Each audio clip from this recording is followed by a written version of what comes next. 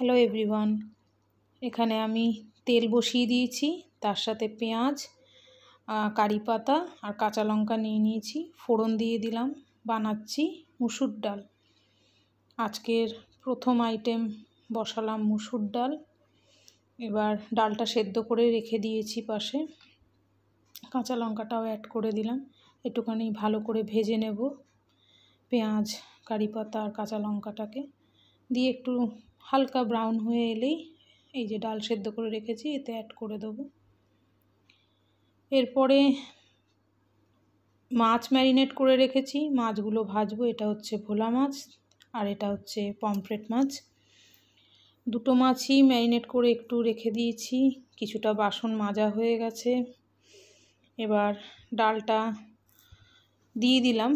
এবার এর মধ্যে এই ডিম ফেটানোর যে স্পুনটা, ওটা দিয়েই আমি ডালটাকে ডাল ঘুটনির কাজ করে থাকি। খুব সুন্দর মিক্সড হয়ে যায় ডালটা। তো এখন আমি তো এক হাতে রেকর্ড করছি, আর তাই এক হাতে তোমাদেরকে দেখাচ্ছি যে আমি এক হাতেই এটা ডালটাকে ঘেটে দিচ্ছি। এরপরে চলে যাব, মাছটা ভাজা হয়ে গেল, আর ওটা রেকর্ড করিনি মাছ ভাজাটা। ভোলা মাছটা ভাজা আমার কমপ্লিট। পমফ্রেটটা ভাজছি, যেহেতু মাছগুলো একটু বড় বড়, দুটো একটা করে ভাজতে হচ্ছে। এখানে বৃহস্পতিবারের ফুল দিয়ে চলে গেছে, পুজোর ফুল আনিয়ে নিয়েছি।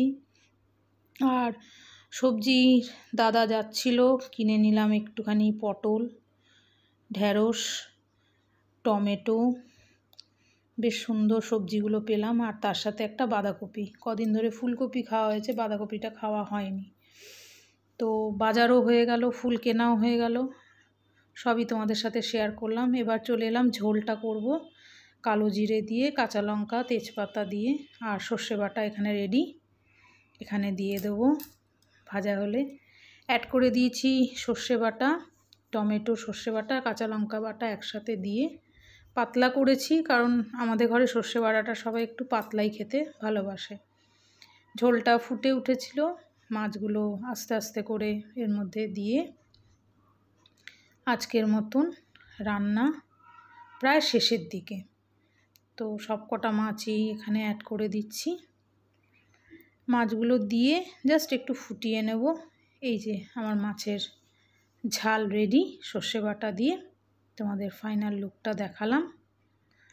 আর এখানে দেখাচ্ছি ভাত, মুসুর ডাল, ভোলা মাছ ভাজা, আর তার সাথে হলো পমফ্রেট মাছের ঝাল, সর্ষের ঝাল। তো আজকের লাঞ্চ মেনু তোমাদের সাথে শেয়ার করলাম। চলো, টাটা।